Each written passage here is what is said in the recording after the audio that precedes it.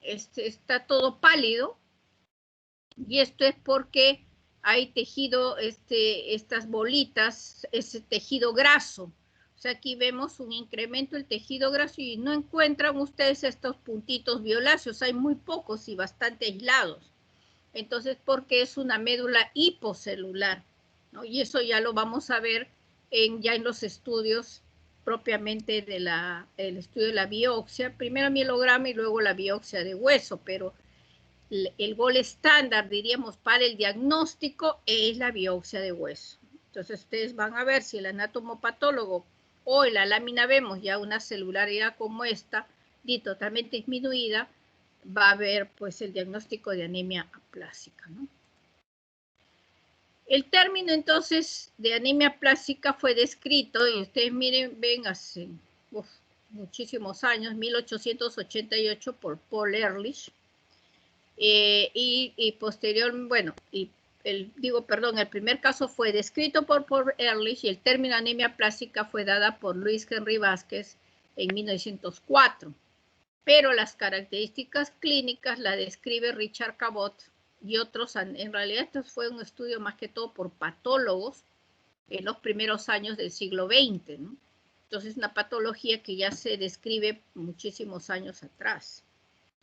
Entonces, pero ¿en dónde se ubica la anemia aplásica? En las patologías donde hay insuficiencias medulares, porque aquí hay la médula ósea. Al no producir las células hay una insuficiencia medular que va a llevar a unos trastornos clínicos que veremos. Y como ya les comenté, el término anemia aplásica está reservado para pancitopenia con médula ósea hipocelular, porque vamos a ver los diagnósticos diferenciales de las otras causas de pancitopenia, que son varias. Entonces, estamos frente a una insuficiencia o falla de la médula ósea. Entonces, también se llama síndrome de falla medular o el síndrome de insuficiencia medular.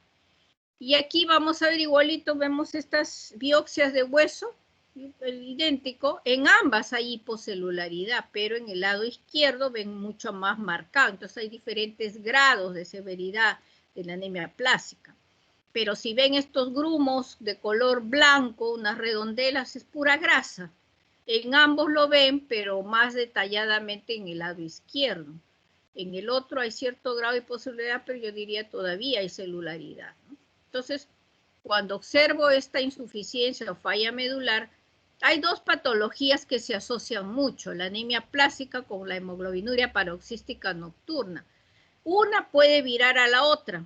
O sea, puedo tener una anemia aplásica y que se va a HPN, o al inverso, una hemoglobinuria paroxística que a la larga, por evolución, hace anemia aplásica y de repente ya muere por anemia aplásica. Entonces, ambos tienen diríamos, una relación y quizás hasta un origen común, ¿no? Entonces, aquí hay un daño en la célula pluripotencial, que es la célula, pues diríamos, stem cell, que es la encargada de, después de la maduración, va a ir diferenciándose en las diferentes estirpes celulares, ¿no?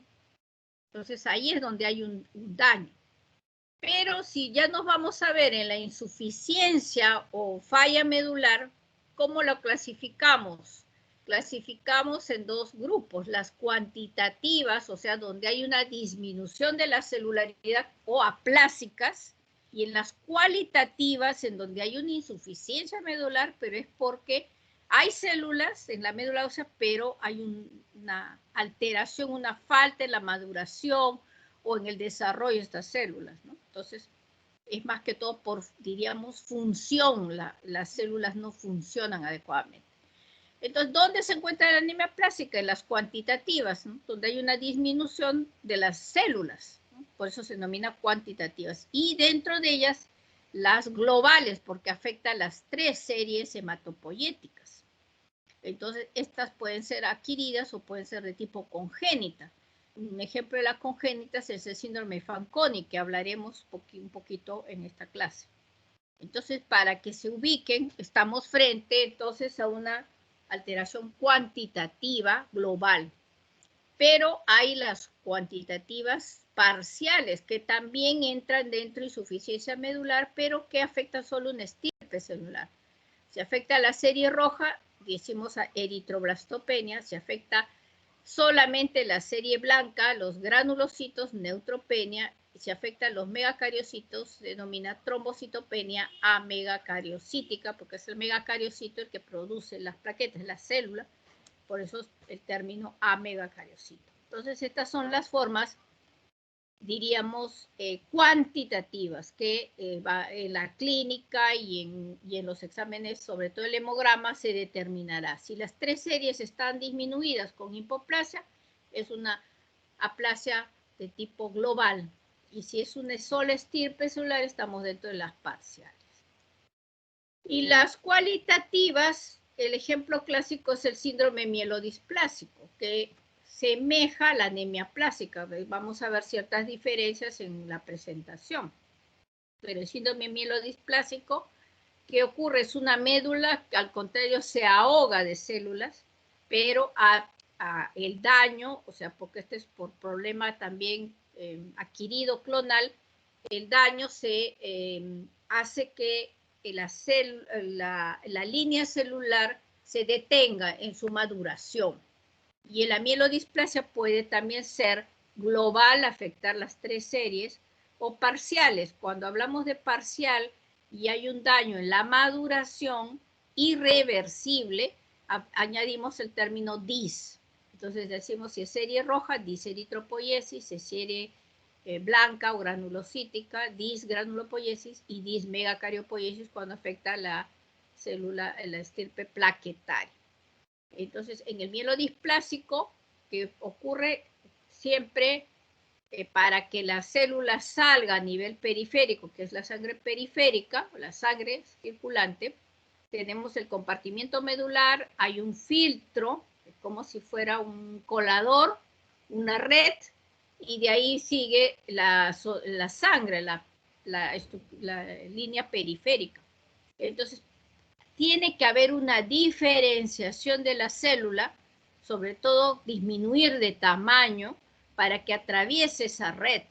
Si la célula no disminuye de tamaño, aparte de las otras áreas de maduración, pero directamente que tiene que atravesar esa red, en el síndrome mielodisplásico hay una detención de la maduración, entonces la célula es grande y se queda en la médula ósea, no puede salir, entonces se ahogan de células, pero hay pancitopenia porque a nivel periférico no hay las células, ¿no? Entonces, viene así la diferencia y aparte algunos aspectos de la clínica, pero la diferencia está que mientras la anemia plástica no hay celularidad, en el mielodisplásico sí la hay, salvo hay algunas patologías que son una mezcla de hipoplasia medular con displasia, ¿no? Eso es un intermedio de uno y otro, pero la mayoría de mielodisplásicos hay gran celularidad, pero no hay maduración. Entonces, es como si es una insuficiencia medular porque a nivel periférico hay citopenia, ¿no? Entonces, ya aclararon más o menos dónde nos encontramos, cuáles son las causas que conllevan a este daño y esta insuficiencia y esta imposibilidad de la médula de producir, que se produzca células. Entonces, hay, en la fisiopatología hay tres factores, diríamos, condicionantes que pueden el paciente haber una sola de estas causas o pueden haber las tres causas. Entonces, la primera, existe una toxicidad directa sobre o sea, es un daño físico-químico directo sobre la médula ósea, o sea, es como un terreno que se ha quemado. Y esto va más asociado a ejemplos, drogas citotóxicas, las radiaciones, el benceno con cualquier otra sustancias principalmente industriales, algún tipo de sustancia del medio ambiente que daña la médula, o sea, radiaciones sobre todo, se ha estudiado mucho y esto a raíz de lamentablemente las bombas atómicas. En Hiroshima y Nagasaki se estudió muchísimo y ahí es donde se reportó todo el daño que fue causado en generaciones a los japoneses que vivieron en esas regiones que prácticamente fue desolada y que sus generaciones siguientes la vivieron posteriormente, porque el daño fue tal que causó muerte, o sea, daño generacional.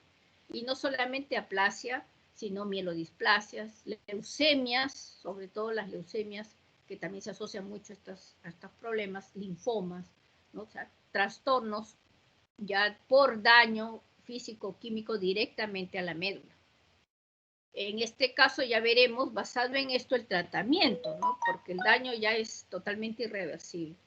La segunda causa es la destrucción inmune, o sea que aquí hay un linfocito T citotóxico que libera interleuquinas que causan supresión de la célula pluripotencial. Se va contra la célula y la bloquea, y esta ya no puede diferenciarse.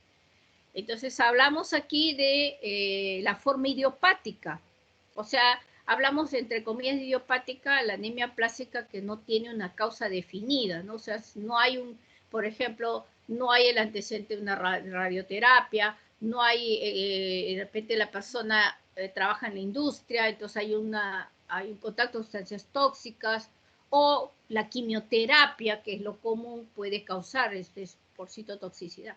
Aquí no, en la idiopática no se sabe la causa, entonces la causa principalmente es inmune.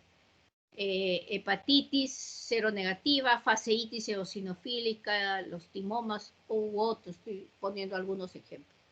Entonces aquí, debido a esta fisiopatología, se ve pues ya la posibilidad del tratamiento. Cuando en la primera, que hay un daño físico y químico, es como el que la tierra se quemó, lo único que me queda es trasplantar.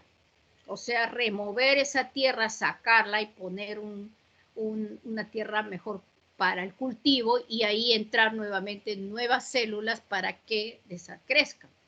En la de destrucción inmune, tengo que bloquear ese linfocito T citotóxico, entonces puedo usar, aparte que podría usar el trasplante, que definitivamente es la terapia de elección en cualquiera de las componentes de las causas, la terapia inmunosupresora con la globulina antitimocítica es la terapia que también podemos utilizar, porque va a bloquear ese linfocito T citotóxico para evitar la producción de estas interleuquinas. Y acá también últimamente hay muchísimos reportes de mejoras también con el uso del trombopac, que es una trombopoyetina, un estimulante de la trombopoiesis, pero que también se está usando con respuestas satisfactorias en anemia plástica. Y el tercer grupo, que es el constitucional genético, ya hay una alteración durante la embriogénesis en el que el feto sufre el daño y nace el paciente, el niño o niña, con trastornos ya definidos de aplasia, ¿no? Estamos hablando de la anemia de Fanconi principalmente, otras mutaciones genéticas germinales, pero de acá la Fanconi es el ejemplo clásico, u otras enfermedades del llamado telómero, o sea, es ya un trastorno genético, ¿no? Entonces aquí también vamos a ver, son niños o niñas que nacen y al poco tiempo se observa la pancitopenia con hipoplasia medular, y si no hacemos algo, esos niños mueren en etapas tempranas de la vida por la citopenia. Pero ese ya es un daño genético constitucional. Ahí la terapia inmunosupresora no se usa porque no va a haber respuesta, y es un daño ya propio, ¿no? Entonces aquí la terapia de elección es el trasplante. Entonces, basado en eso, tenemos pues las tres características que vendríamos. Entonces, cuando hablamos en el anemia Fanconi, hablamos del síndrome constitucional, que sería el último acá, en el defecto genético constitucional, y vamos a hablar después de las manifestaciones del Fanconi. Es una falla en la médula ósea como resultado de pérdida específica de funciones de las líneas germinales, ¿no? O sea, es un daño impropio realmente de las líneas celulares muy interno, diríamos, ¿no? Entonces, hay una serie de lesiones genéticas. O sea, el Fanconi es una de ellas, pero hay una variedad tremenda dependiendo de las ubicaciones de los daños genéticos, ¿no? Y lo que va a condicionar es la disminución de la capacidad de la célula stem cell para reparar el ADN, y vamos a ver en los genes, ¿no? Cuando hay la formación del cromosoma principalmente, tiene que haber el ADN constantemente tiene que reparar los cromosomas que se van a ir dañando, y eso es normal en todas nuestro organismo, en todos los organismos se produce esto, pero que la anemia de Fanconi hay un problema en la especialmente reparación y diferenciación o renovación de las células, ¿no? Como por ejemplo la deficiencia en el GATA2, que se ve asociado al síndrome de Down también. Por eso los Down pueden tener aplasias, pueden tener leucemias agudas, son muy predispuestos a tener todo este tipo de patología, ¿no? También en estos síndromes puede afectar la regulación inmune, como ver estos linfocitos T citotóxicos asociados, por ejemplo, a un antígeno 4 que es el CTLA4 y ciertas mutaciones también, ¿no? Entonces, en el síndrome constitucional realmente es muy, muy complejo. Por tanto, aquí lo único que queda es pues, trasplantar, porque no hay otra alternativa terapéutica, ¿no? Y se presenta en niños, como ya lo dije, con anormalidades que pueden ser incluso constitucionales.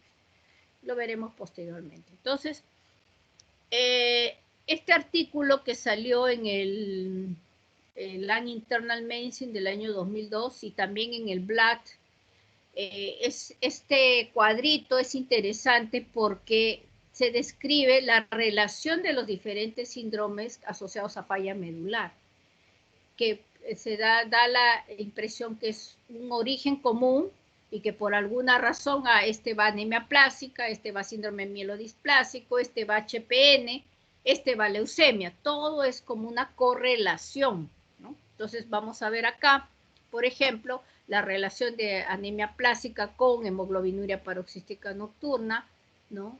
Yo he tenido un caso de hace poco, nosotros estamos en un protocolo de investigación con pacientes con hemoglobinuria paroxística nocturna, y que lamentablemente nuestro paciente, que estaba en una terapia especial, vira hacia anemia plástica y fallece. Ha fallecido lamentablemente el paciente y ya no se pudo hacer nada, ¿no? Entonces, o la anemia plástica ir hacia HPN, ¿no? Entonces, cuando nosotros diagnosticamos anemia plástica, tenemos que también investigar HPN, porque ahí los tratamientos van a ser diferentes.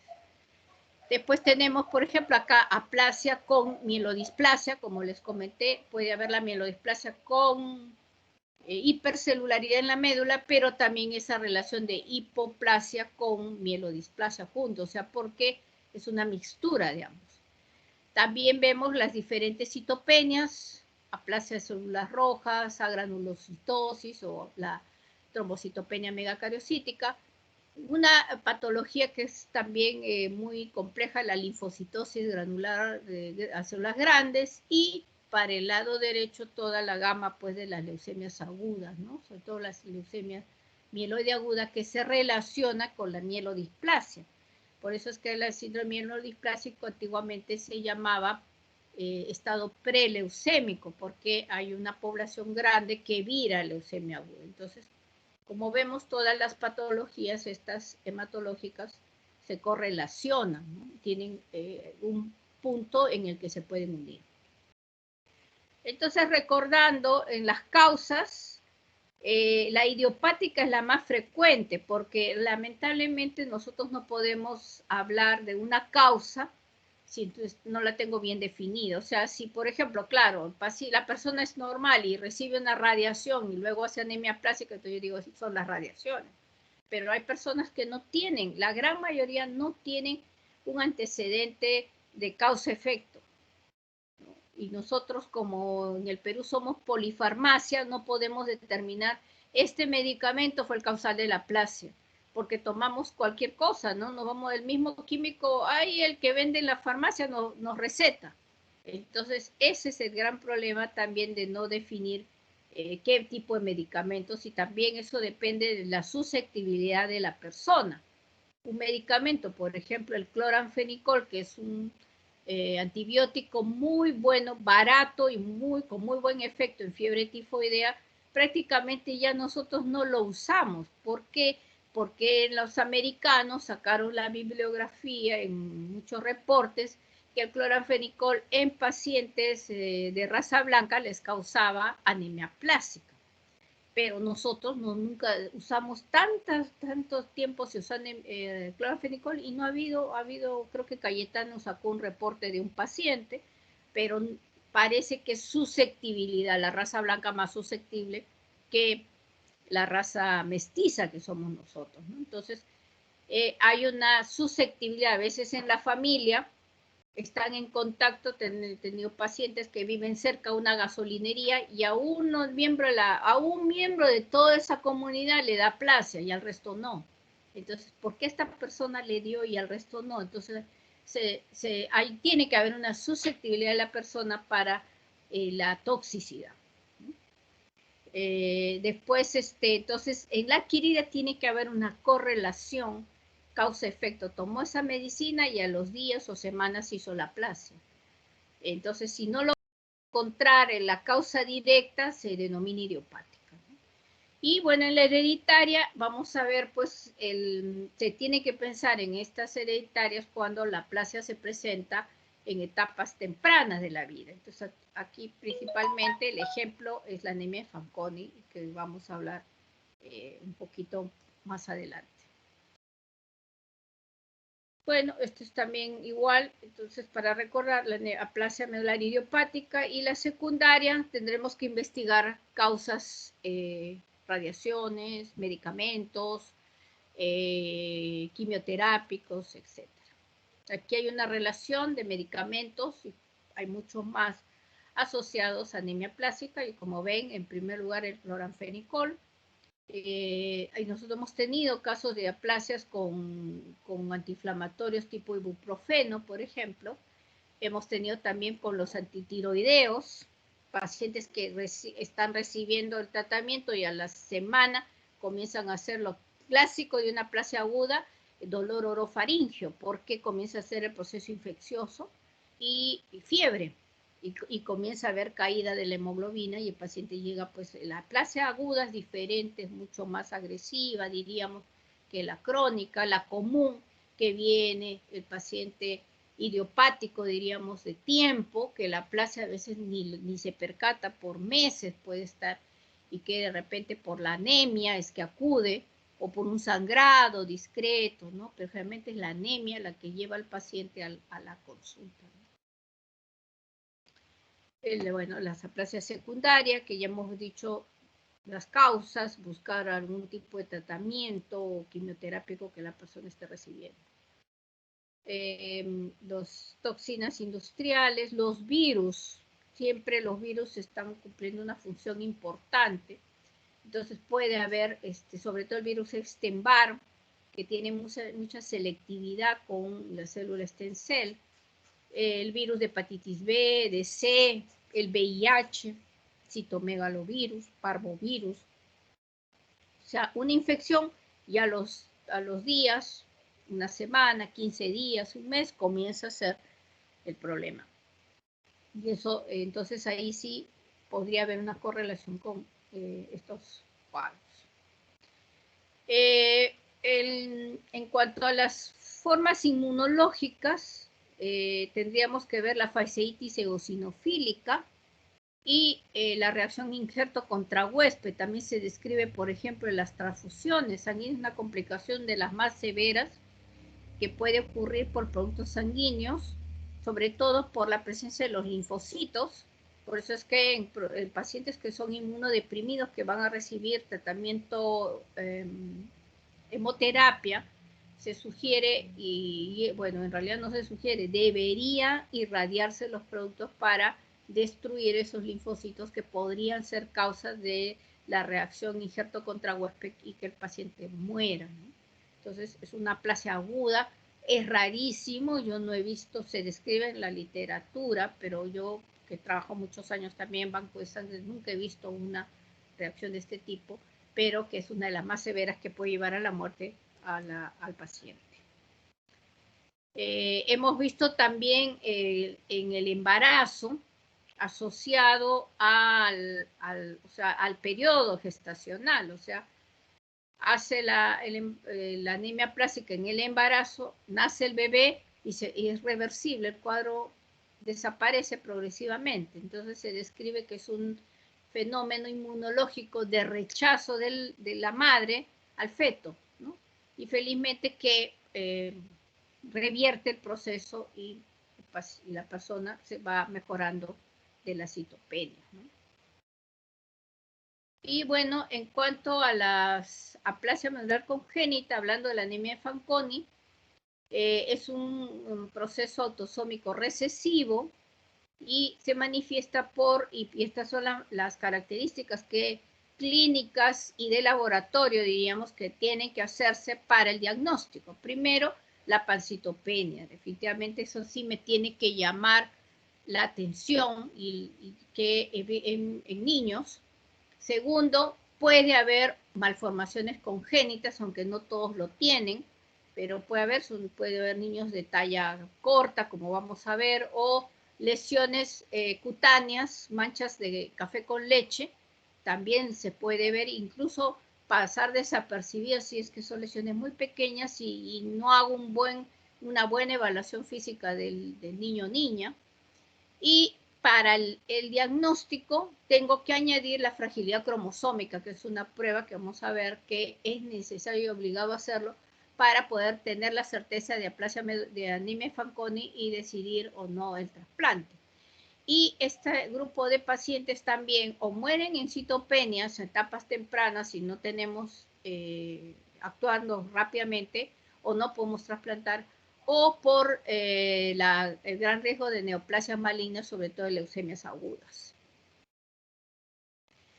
Entonces, es una enfermedad compleja, muchas veces difícil de diagnosticar, tengo que tenerla presente para poder considerarla dentro del diagnóstico. Estos pacientes, ya les dije, desarrollan durante la infancia, pero en los cuadros que no son muy graves pueden llegar a la adolescencia e incluso en la adultez sin mayores problemas hematológicos. O sea, va a variar la gravedad dependiendo de los tipos de daño. Pero también hay otros que presentan malformaciones y otros que no presentan ningún tipo de trastorno, ¿no? O sea, es una patología variada, ¿no? Y entonces acá tenemos que los pacientes con muchas malformaciones y anemia a edades muy tempranas, vamos a ver los problemas hematológicos graves y en ellos es donde se tiene que decidir la opción del trasplante. Hay un rasgo muy característico que comparten todos los pacientes de Fanconi, independiente de la gravedad del cuadro, que se denomina pues la prueba de fragilidad cromosómica. Y entonces, ¿qué es la fragilidad cromosómica? Entonces, para esto tenemos que recordar que los cromosomas son como un anillo de material genético, que es el ADN, y compactados en forma de X. Todos tenemos 46 cromosomas, eso ya lo sabemos, y son fácilmente visibles con un simple microscopio. Eso es lo que hemos hecho nosotros en nuestros cursos de biología o genética, que tomamos la foto después de cultivar las células, se rompen las células y comenzamos a ver pues los cromosomas y los vamos a ir juntando de acuerdo a su forma, ¿no? Y en el microscopio tranquilamente tomamos una foto y ahora eso incluso se puede hacer por automatizado, ¿no? Ya ha sido modificado incluso las metodologías, ¿no? Y entonces, ¿qué pasa? Que como es como un rollo, un ovillo, entonces genéticamente nosotros ya venimos predispuestos a determinar dónde es la rotura, dónde se va a romper cada estructura para formar los cromosomas. Eso ya está establecido genéticamente en nuestro organismo. Entonces, pero ¿qué pasa? Que los cromosomas se rompen frecuentemente en todas personas y se reparan las roturas con facilidad gracias a unos complejos mecanismos de reparación y formar nuevamente los cromosomas como los vemos, o sea, se van rompiendo y pegando ya genéticamente dispuestos, ¿no? En cambio, eso es un proceso entonces de reparación. Pero ¿qué pasa en la anemia de Fanconi? Uno de estos mecanismos de reparación falla, por lo que los cromosomas rotos no se pueden reparar correctamente. Entonces yo hago un estudio cromosomal y no puedo hacerlo porque todos los cromosomas no están definidos. O sea, el cromosoma, por ejemplo, 9 es más chiquito, más grande. Entonces, ¿por qué esas roturas no se han reparado, no se reparan fácilmente? Por eso se denomina que hay una fragilidad cromosómica. Y esta prueba sí es específica, esta prueba se hace y se tiene que hacer como complementario para el diagnóstico de la anemia de Fanconi. Entonces, muchos de estos pacientes mueren porque lamentablemente también esa inestabilidad en la reparación del cromosoma le predispone a transformarse en neoplasias, ¿no? O sea, hay una susceptibilidad por eso para tumores. Acá ven, por ejemplo, estos niños son anemias de Fanconi. El pequeñín del lado izquierdo está observan más defectuoso.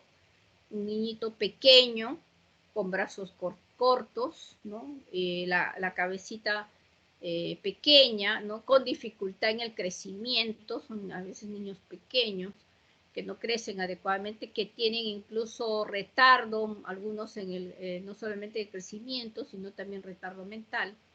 Y al lado derecho son niños, por ejemplo, ya casi adolescentes, que por ejemplo, en el caso de la niña se ve esta lesión de las manchas café con leche, grandes, extensas, pero en el otro niño, ustedes ven, está en el lado de atrás, que si yo no lo examino adecuadamente, o puede pasar desapercibido pensando que son lunares.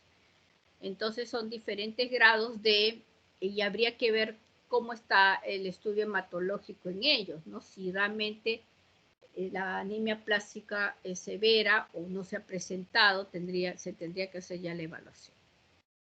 Entonces, como hemos dicho, solo para recordar los efectos de la fisiopatología, entonces dijimos que había una toxicidad directa, un componente inmunológico y este problema del defecto ya constitucional, que lo vamos a dejar de lado porque ese es definitivamente genético. Y si vamos al adulto, entonces, o a las otras etapas de la vida, tendríamos la toxicidad y tendríamos el componente inmunológico, los dos únicamente, si consideramos las personas de tipo adquirido, diríamos, ¿no? Pero acá también se añade un factor importante que es la apoptosis, o sea, la célula vive menos, muere más rápidamente también. Entonces hay un problema en el que hay poca producción, pero también viven poco, que ese es otro componente importante en lo que es la fisiopatología.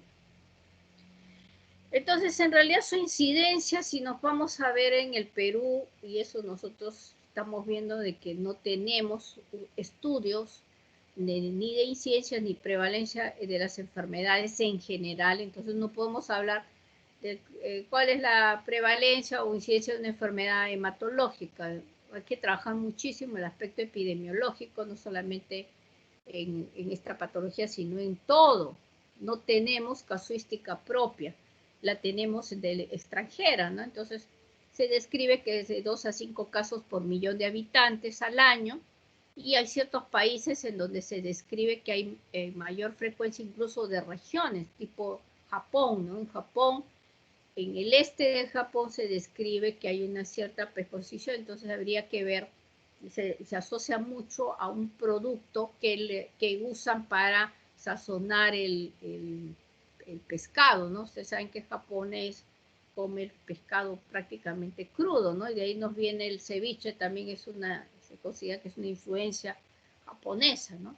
Pero parece que consumen en esas regiones con una sustancia que lo asocian a una toxicidad y que podría ser la causa de esa, ¿no? O sea, hay muchos factores asociados, ¿no?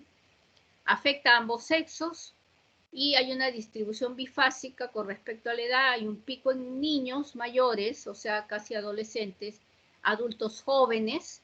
Ese es el pico máximo, o sea, generalmente gente joven, y hay otro pequeñísimo pico en ancianos. Y ahí viene la diferencia con el mielodisplásico. El mielodisplásico es más asociado a gente anciana y es muy raro verlo en otras edades de la vida, y más aún en jóvenes, ¿no? Entonces ahí empieza la primera diferencia entre aplasia y mielodisplasia. Entonces vemos aquí el pico entonces de 10 a 25 años, hablamos pues de adolescentes y personas jóvenes, y otro pico de 60 para arriba. El sexo no hay diferencias, y ya dijimos que puede ser congénita o puede ser de tipo química. Cuando es congénita también puede verse en edades más tempranas, antes de los 10 años, como hemos visto. Y aquí también vemos la incidencia de anemia plástica, también va a variar de acuerdo a las regiones. En Europa, en Norteamérica, 2 por millón de habitantes por año. 2 a 3 veces mayor en el este de Asia, que comentábamos justamente, sobre todo en Japón. Por ejemplo, acá en México, que se ha hecho un estudio también de 3.9 por millón de habitantes. O sea, va a variar dependiendo de la región y dependiendo del país en que están haciéndose las evaluaciones y los estudios. Pero en general es de 3.8 más de 2, diríamos de 2 hasta podría ser 5 por millón de habitantes por año. Tendríamos que valorar nosotros cuál es nuestra presentación en el país. Ahora, en cuanto a las manifestaciones clínicas, la mayoría son los cuadros insidiosos, crónicos, o sea, salvo agudo, se asocia más a una relación directa con alguna toxicidad, por ejemplo, como comentábamos, con el medicamento, por ejemplo, pero la mayoría puede que haya tenido el contacto en la adolescencia y aparece la anemia plástica en la juventud, ¿no? En el adulto joven. Entonces, tampoco es que la toxicidad pueda que sea progresiva. Por ejemplo, el agricultor que de por vida él está en la chacra, en contacto con pesticidas, con órganos fosforados, etc. Entonces, nosotros tenemos una población, también habría que investigar. Es que realmente esto de anemia plástica u otras patologías realmente debemos dedicarnos a investigar. Nosotros, por ejemplo, lo que hemos observado es que dentro de se tiene aplasia en Lima, sí, directamente personas que viven en Lima, pero hay un buen grupo que se vienen de la sierra o de la selva. Se habla de la toxicidad justamente en agricultores. Y dentro de esas regiones, Huánuco nos ha llamado muchísimo atención porque la población, la mayor cantidad de pacientes que nos llegan de las regiones son de Huánuco. No solamente para aplasia, sino para síndromes mielodiplásicos y para leucemias. Entonces, ha de haber algún problema que es importantísimo investigar en ese tipo en esas ciudades, qué está sucediendo y por qué se está produciendo estos cuadros. Entonces, lamentablemente, nosotros no nos estamos dedicando a investigar, que es importantísimo e interesante también para saber. En cuanto a los síntomas, ya bueno, si ustedes ven la citopenia, ya pueden saber la clínica, ¿no? Si el paciente tiene anemia, tendrá pues los síntomas de anemia y serán pues cada vez mayores de acuerdo a la gravedad de la caída de la hemoglobina. Si hace trombocitopenia, va a ser cuadros de sangrado. El sangrado puede ser mucocutáneo porque es plaquetario, entonces va a ser gingivorragia, epistaxis, puede haber petequias, puede haber menstruaciones abundantes, que pueden ser la causa inicial de los síntomas, y por la neutropenia, infeccioso, o sea, el paciente comienza a hacer cuadro infeccioso y fiebre. Entonces, el típico paciente anémico, o sea, pálido, con petequias o sangrando por la nariz, por encías y presentar fiebre. Entonces, si yo hago estas características, digo, ¿con quién lo puedo comparar? Con leucemias agudas, que ese es nuestro diagnóstico diferencial cuando llegan a la emergencia. La diferencia está, y eso también recuérdenlo, es que no hay visceromegalia, o sea, yo no voy a ver hepatoesplenomegalia, no voy a encontrar ganglios, lo que sí voy a ver en las leucemias o linfomas. Las leucemias agudas van a tener la misma clínica, pero yo encontré vaso palpable, o por lo menos percutible, a pequeños ganglios, ¿no? Entonces, ¿qué me van a...?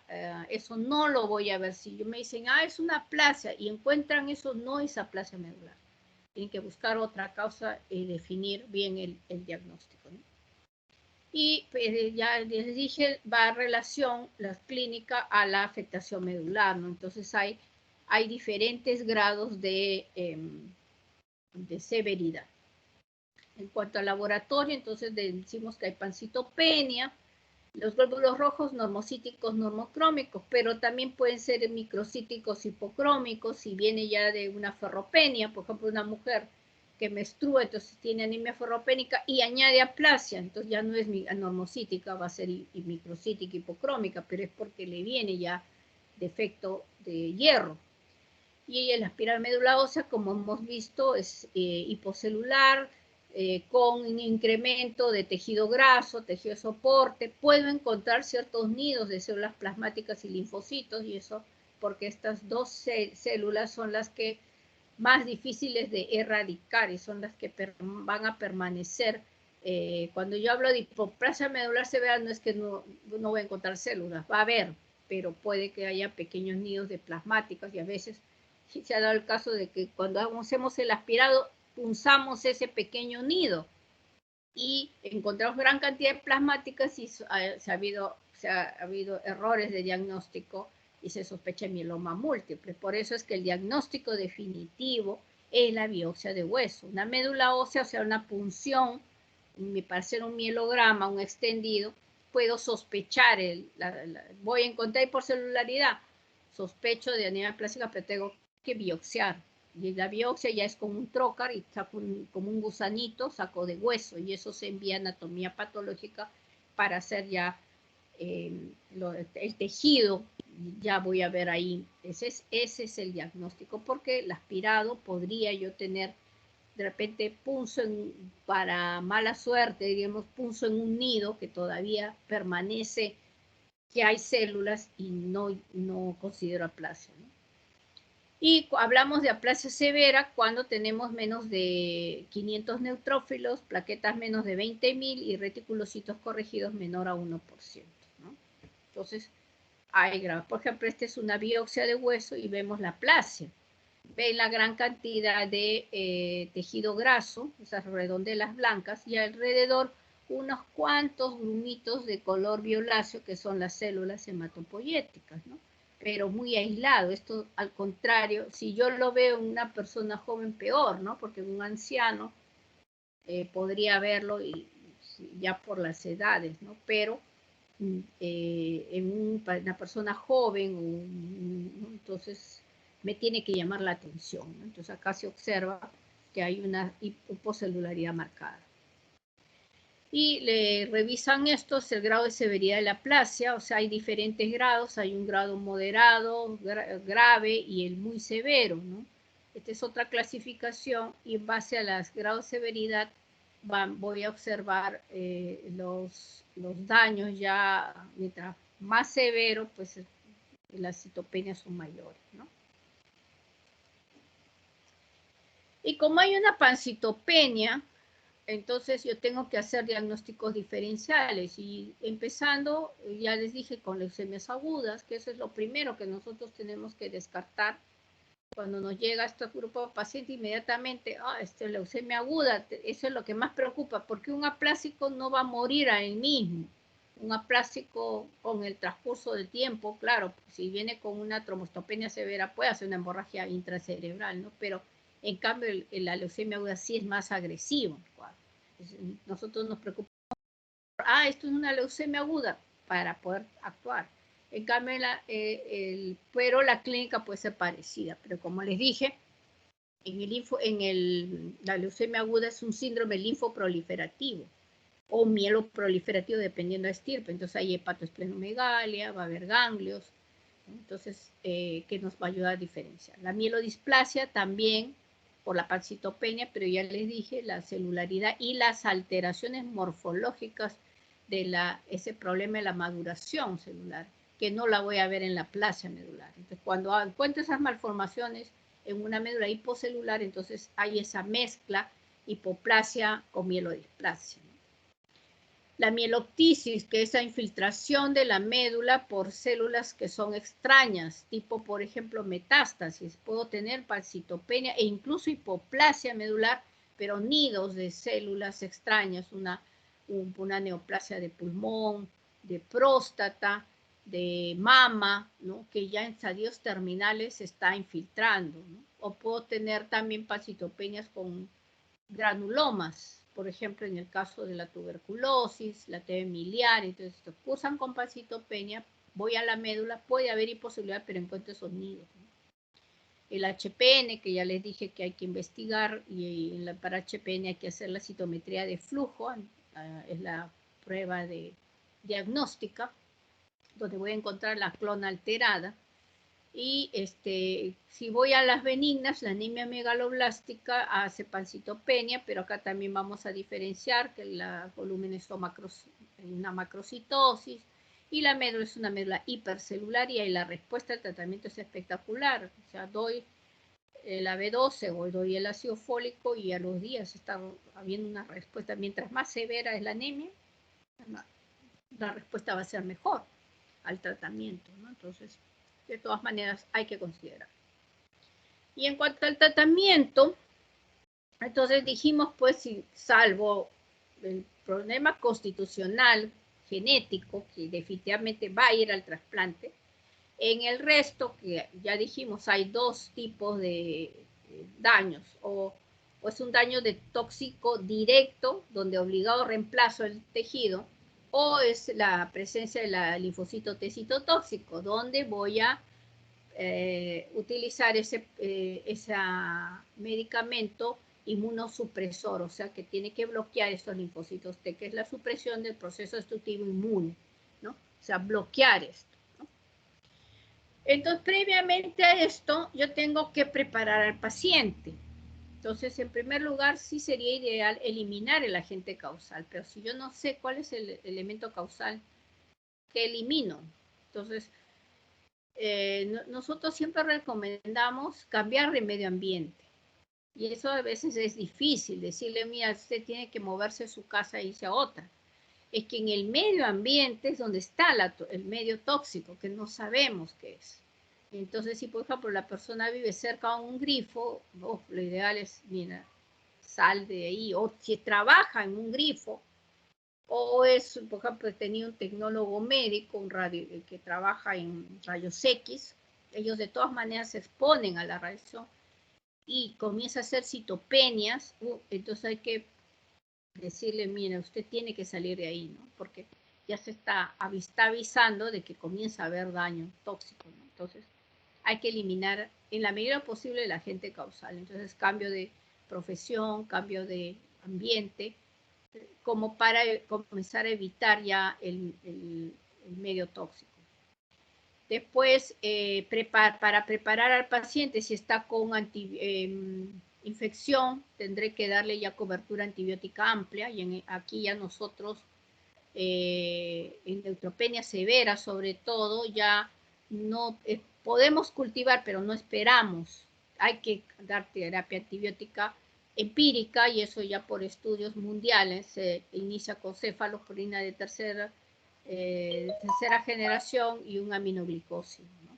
Para empezar, de acuerdo, si el paciente está con fiebre, ya hay un protocolo de neutropenia, que ahí mismo empiezo, pero ya cultivo, hago hemocultivos seriados, y si voy a aspirar la médula, hago el mielocultivo también.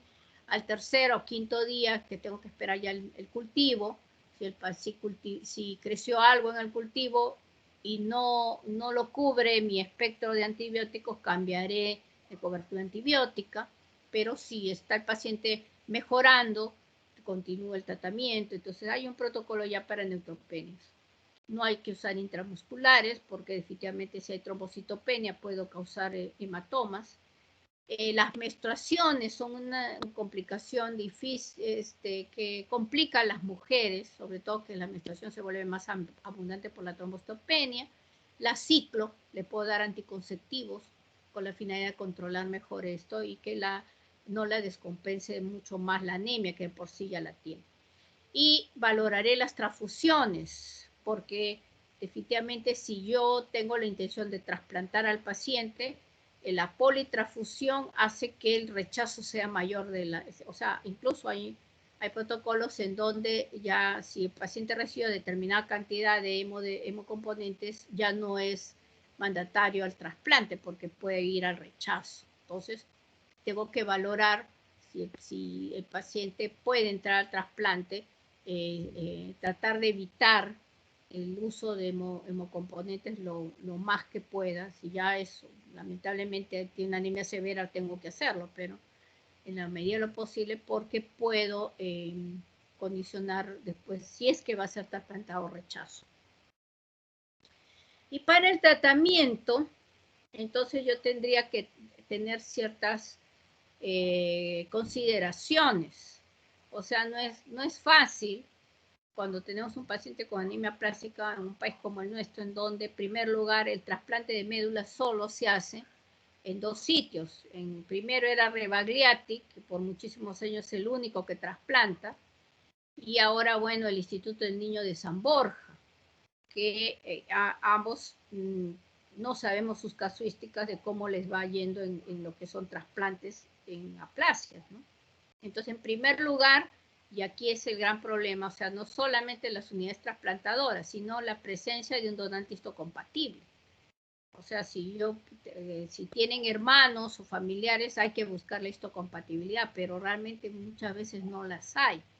Entrar hay una base de datos mundial de histocompatibilidad y se describe que las personas de raza mestiza, y ese es el gran problema nuestro, no solamente nuestro, en general de Latinoamérica, que el mestizaje es muy alto, el tener un donante histocompatible. Por eso es que un serio problema para conseguir pacientes con leucemias, con anemias aplásicas u otras patologías que requieran trasplante, conseguir un donante histocompatible. La edad es otro factor importante, como vamos a ver, y las comorbilidades. O sea, es diferente pues tener un paciente, una persona joven, saludable, diríamos, no hay cardiopatías, no hay hepatopatía, etcétera. Entonces es más factible decidir si esa persona va a ser trasplantada. Y en cuanto a la edad, bueno, antes pasamos mejor esto y después lo pasamos ya. Aquí está, en cuanto a la edad, el tratamiento sería, si voy a trasplante, menos de 40 años. De 40 años para arriba, bueno, y aparte, por supuesto, con donante compatible. O sea, por supuesto, si tiene un hermano gemelo, es el ideal. Definitivamente a ciegas ya uno va a trasplantar, pero no necesariamente, ¿no? Y entonces, bueno, ahora se han mejorado también las técnicas de colectas de células como para poder conseguir. Antes era pues tener realmente una compatibilidad, diríamos casi 100%. Ahora incluso se está usando donantes compatibles no relacionados, porque primero se busca dentro de la familia. Entonces, en cuanto este es un algoritmo, tenemos aquí un paciente con diagnóstico de anemia plástica severa que si tiene menos de 40 años y definitivamente tiene donante compatible, se va al trasplante. Si es mayor de 40 años o sin donante compatible o no tiene la opción del trasplante, como el caso de nosotros, porque si los centros son pocos, a nosotros nos quedaría solo el Instituto del Niño de San Borja, que trasplanta solo niños.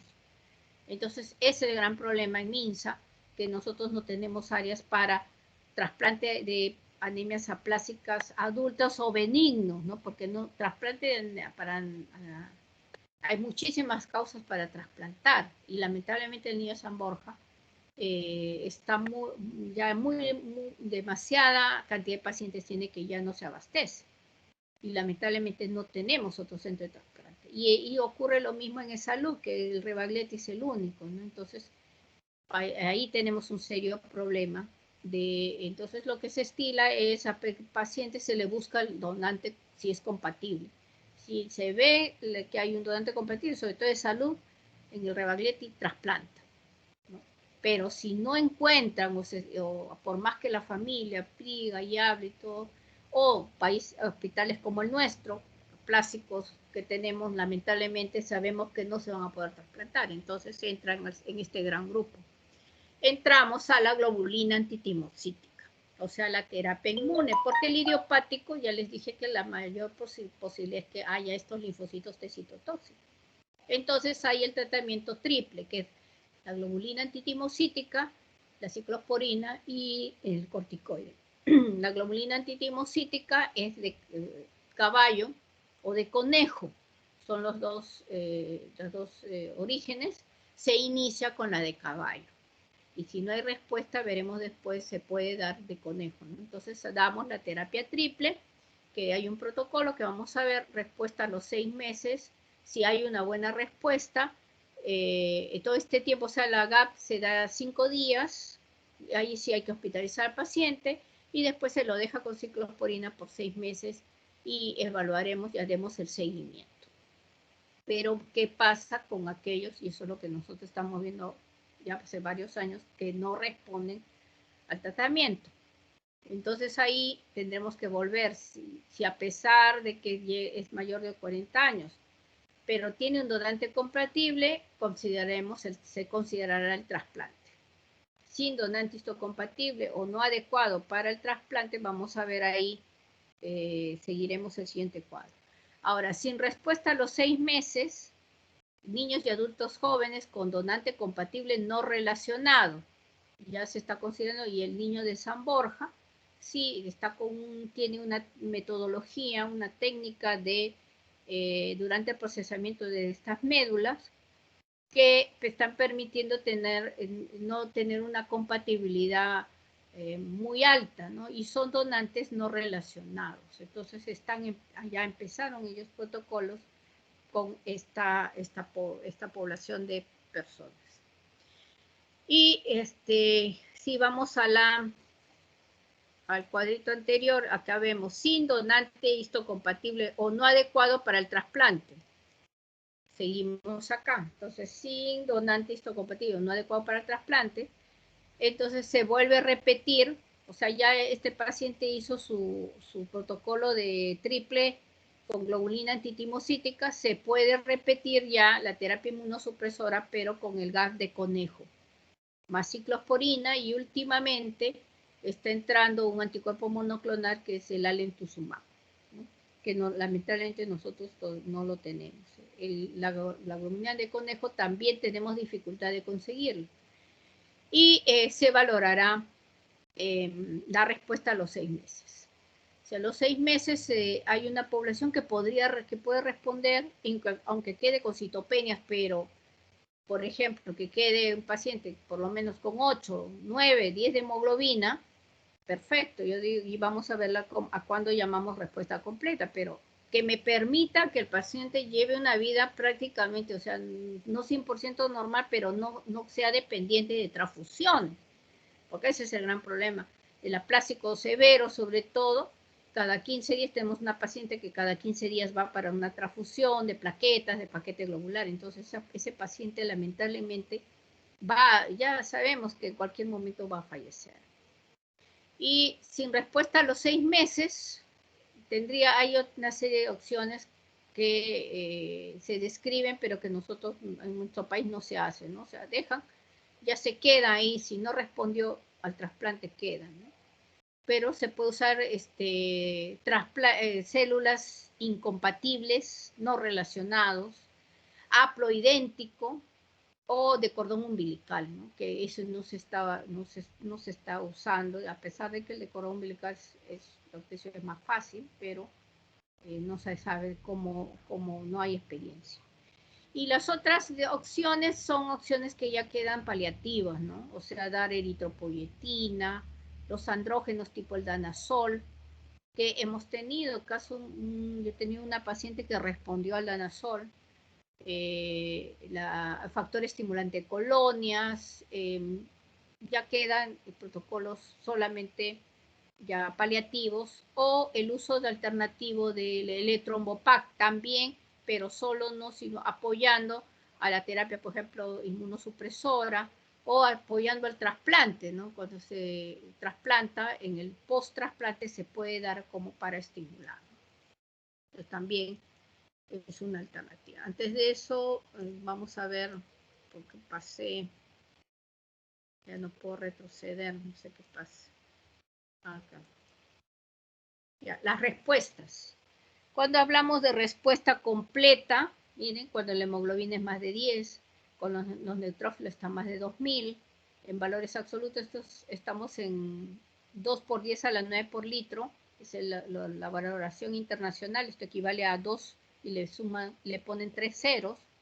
Igual en plaquetas, 100 por 10 a la 9 por litro, 100, 3 ceros de 100.000. Entonces, cuando tiene hemoglobina más de 10, cuando tiene neutrófilos más de 2000 y plaquetas más de 100.000. Y la respuesta parcial es cuando no llega a estos rangos, pero ha habido respuesta, ¿no? O sea, si el paciente que tiene plaquetas de 1000 o 2000 que suba a 20.000, ya le cambia la vida, porque con 20.000 ya no va a requerir de repente transfusiones. Entonces, puede haber una respuesta parcial, pero que nos permita mejorar realmente la calidad de vida de la persona. Bueno, hemos pasado esto. Bueno, el trasplante de médula ósea habría que valorar también la experiencia de los centros de trasplante, porque dependiendo de eso va a haber la mortalidad. De todas maneras, es entre un 10 a 30%.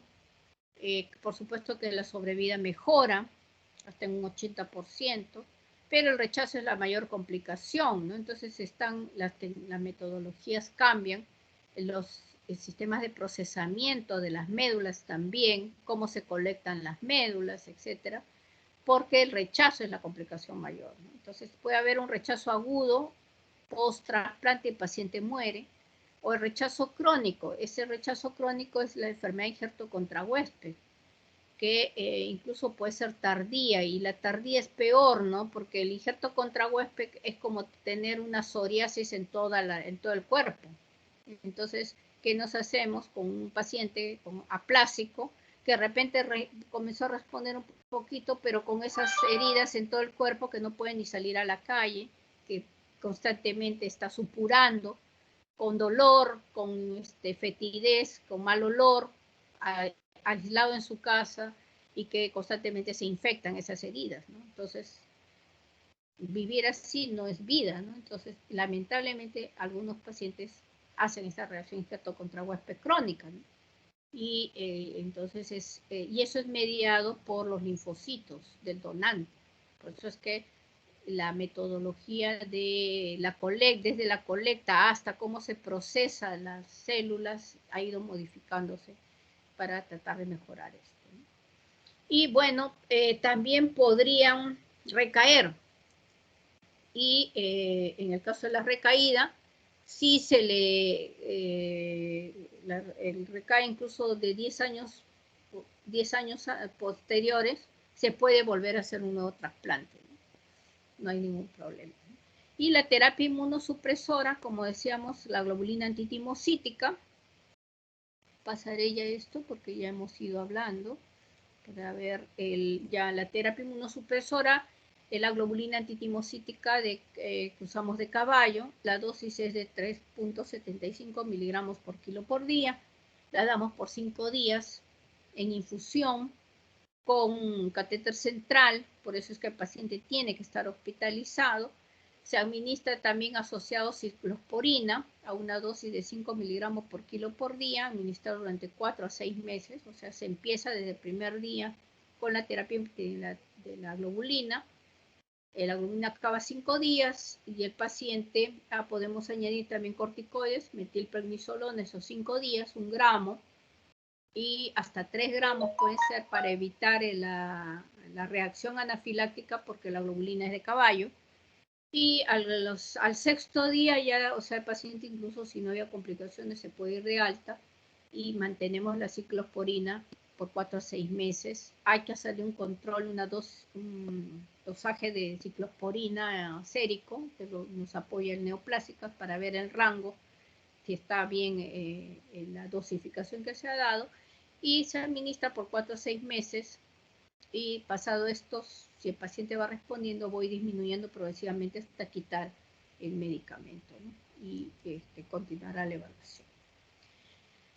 Otro tipo de tratamientos se los pongo simplemente de recuerdo, porque estas terapias han sido usadas individualmente sin mayor respuesta. Yo puedo usar factor estimulante de colonias post-trasplante o post la administración de la globulina, pero solo no va a tener efecto, porque hay muchos colegas que, te aplace, dale su factor estimulante, como ahora es más fácil que la medicación por el CIS, pero no va a haber respuesta si el daño está afectado. Andrógenos, como le estamos diciendo, semisintéticos, en este caso se empezó con la oximetolona, fluimesterolona, que entre el danazol. En aplasias leves se ha visto que ha habido buenas respuestas, pero en las severas no hay respuesta. El corticoide solo tampoco no tiene efectividad y hay que tener mucho cuidado porque puede haber pues los efectos del uso de corticoides a larga data, ¿no? Entonces, que hay que evitar. El riesgo de recaídas, entonces, es en 14 años de 35%, menor en los tratados prontamente, responden nuevamente, como les decía, a la terapia, y la anemia aplásica puede virar a leucemias agudas, como les decía, a mielodisplasias o a hemoglobinuria paroxística nocturna. Y bueno, eso es todo. Bien, ¿alguna pregunta? Ya para concluir. ¿Quedó claro todo? Sí, Grace, estás levantando la mano, dime. Sí, doctora, buenas tardes. Tenía una consulta con respecto al síndrome de Fanconi. Mencionó que incluso se puede manifestar como manchas de café individuales. Entonces, si tenemos ese hallazgo incidental de manchas de café en un adolescente, ¿debemos empezar a buscar esta enfermedad Sí. o qué otros diagnósticos diferenciales? Bueno, ustedes saben que las manchas de café con leche, ¿en qué patología más se ve? Neurofibromatosis. Claro, de Born-Reichenhausen, ¿no? O sea, por eso es que asocia citopenias. O sea, no porque veas ahora van a comenzar a buscar las manchas del café con leche en la familia. Es que tiene que ir las citopenias, ¿no? O sea, aquí va que el paciente, la persona tiene un problema, tiene anemia, tienen ya progresivamente puede tener de repente solo anemia, ¿no? Y tener esa lesión, entonces no peco en hacerle la evaluación, pero per se solo que tenga esas manchas no es indicación de que yo le haga pues toda la evaluación para si tiene un hemograma normal y es una persona físicamente incluso normal, ¿no? Entonces solamente lo vamos a buscar en aquellos que tienen citopenias, o sea, hay que pedirle un hemograma y ver si el hemograma hay alguna alteración de alguna de las series, ¿no? Ahora, en los bebés, eso sí, en los que tienen, como les mostré el cuadro de esa foto de ese niño, que ustedes ven bebitos con que son pequeñitos, que tienen el microcefalia, la dificultad en el retraso en el crecimiento, en el desarrollo, inmediatamente tomarle un hemograma. Y si ya comienzan a ver, y si hay citopenia, más aún, hay que hacerle el estudio de la fragilidad cromosómica. ¿Quién lo hace? El seguro lo hace, pero en lo que es MINSA nos está ayudando mucho el Instituto del Niño de San Borja. Entonces mandamos el examen que nos muestra y ahí se determina, ¿no? Si es que tiene la fragilidad cromosómica, ya se le pone diagnóstico anemia Fanconi, ¿no? Bien, no sé si hay alguna otra pregunta. Miren que hay varias, vamos a ver, pueden salir varias preguntas de examen.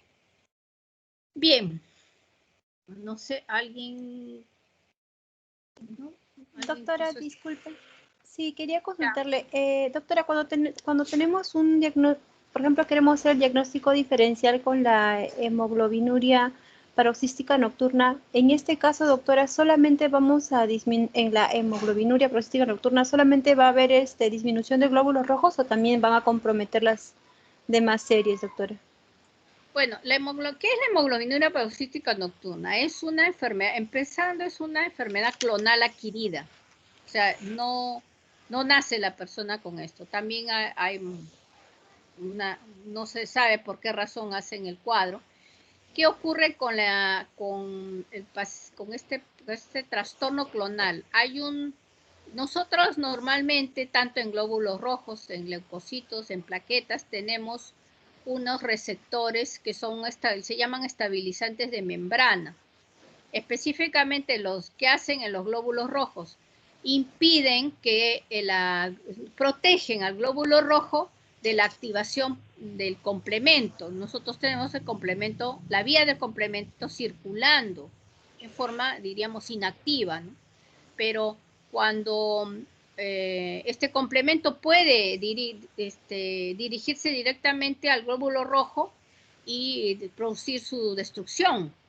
Pero nosotros en nuestros glóbulos rojos tenemos estabilizantes que impiden que el complemento se active. El HPN pierde, o sea, ese problema clonal hace que pierda estos receptores de membrana, protectores, específicamente en el glóbulo rojo, que ocasiona que aunque tenga pequeñas cantidades de complementos circulando, el glóbulo rojo se destruye y causa hemoglobinuria porque hace una hemólisis intravascular y la característica es la hemoglobinuria, por eso dice hemoglobinuria, paroxística porque se presenta en crisis y nocturna porque se daba en las madrugadas, en los cambios y ahí hay un cambio de equilibrio ácido básico, ¿no? Entonces, esa es la típica HPN que se describió, el primer caso que describieron era así, era un varón que hacía cambio de color de la orina, se pone un color así igualito que la hemoglobinuria que hemos hablado de la anemia hemolítica, de un marrón o un color como la Coca-Cola o como el vino tinto, y se le llamaba la atención porque aparecía generalmente en las madrugadas, donde había caído incluso la temperatura más fría y todo eso, ¿no? Pero no se suele dar así, o sea, por supuesto, cantado si se presenta la clínica, pero nosotros tenemos hemoglobinurias que solamente hacen pancitopenia, o sea, pacientes que llegan con pancitopenia. Por eso, todo paciente que tenga pancitopenia, que yo no sé determinar, no es anemia plástica, incluso en la anemia plástica es obligado a hacer, pero que tengo pancitopenia que tiene celularidad y yo no sé describir exactamente por qué hace la pancitopenia, tengo que investigar hemoglobinuria paroxística nocturna. Entonces, ¿cómo hago? Nosotros antes hacíamos, y lo hacemos, ¿no? Como screening, el test de sucrosa, porque la sucrosa, el azúcar, hace que active el fenómeno, el complemento se activa y se adhiere al glóbulo rojo. Es una prueba cualitativa, diríamos. Pero ahora hay por citometría de flujo, que esa es la prueba clásica y más importante. O sea, yo solicito, hago de médula ósea, porque generalmente estos son pancitopénicos, no va a haber mucha celularidad a nivel, también se puede hacer a nivel periférico, pero para mejor le hago un estudio de médula, o sea, no necesariamente tengo que punzar al paciente, puedo hacerlo de periferia, diríamos, ¿no? Y solicito la citometría para HPN y nos responden, eso nos ayuda el INEM, nos tiene que decir si en la clona, si en la clona de glóbulos rojos hay este trastorno, si hay en los leucocitos y si hay en los megacariocitos, porque acá el trastorno no es solamente serie roja. En los leucocitos tiende a ser problemas infecciosos y en las plaquetas se agregan y causa trombosis. O sea, en la hemoglobinuria paroxística puede haber trombosis como consecuencia de la hiperactividad de esta agregación plaquetaria producida por el complemento, ¿no?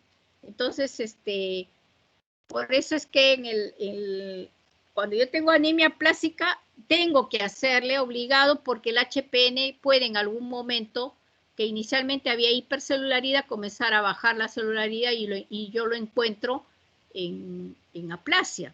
O como nuestro paciente, él debuta con HPN, y nosotros estamos usando un protocolo que es un anti-C3, es un anticuerpo monoclonal, es un protocolo que estamos 2 hospitales, el Rebagliati y nosotros. Ah, no, y Cayetano Heredia, somos 3 hospitales haciendo este protocolo. Y nuestro paciente iba muy bien, se bloqueaba la activación del complemento, porque acá activa el complemento C5. El eculizumab es un tratamiento ya mundialmente usado, pero no hay en el Perú para estos pacientes, que el eculizumab bloquea el complemento del C5, que es el que va a actuar directamente sobre el glóbulo rojo. Pero, y nosotros ahorita estamos con el C5, es activado por el C3. Entonces nosotros estamos ahorita, ese protocolo, estamos usándolo, bloqueando el C3, es un protocolo, es un medicamento, es un anticuerpo monoclonal, pero que es antes que activar al C5. Entonces, ¿qué pasa? Nuestro paciente iba muy bien, las crisis, mejorando sus problemas. Él no hacía crisis, era la pacitopenia, pero comenzó a mejorar la hemoglobina. Hay parámetros que tenemos que evaluar. Y después comenzó a faltar, justamente la pandemia es donde comenzamos a tener problemas, que no mejoraba de la hemoglobina, comenzamos a transfundirlo, comenzó a hacer la trombocitopenia más severa, y a la hora hizo pancitopenia muy severa, con neutropenia, nos llegó a tener 600 neutrófilos. La biopsia de hueso ya fue concluyente, hizo una hipoplasia celular severa. Comenzamos a dar ciclosporina, pero después el paciente hizo una infección a punto de partida de un absceso rectal y murió, ¿no? Un paciente de 44 años, ¿no? Pero, por ejemplo, él fue un HPN que viró a anemia plástica, ¿no? Entonces, hay que considerar de todas maneras estas patologías, que si llega una, hay que hacer el diagnóstico y así, ¿no? ¿Alguna otra pregunta? Bueno, chicos, ya está, ya anocheció. Yo me vengo de un día larguísimo porque he llegado con las justas. He comido y he entrado a la clase porque hemos estado full de pacientes en el hospital. Así que bueno, nos quedamos hasta aquí. Veremos mañana, no sé, con la delegada, voy a ver los horarios porque creo que mañana me dijo que tenían clase, creo que tienen examen. Ya veremos pues cómo hacemos para las siguientes clases. No sé si el lunes ya acaban o si hay opción de repente dictar alguna, porque las 2 clases que faltan son largas, no voy a poder dictarla en una sola. Ya veremos, coordinaré con su delegada, ¿ya? Ya, doctora, muchas ¿Ok? gracias.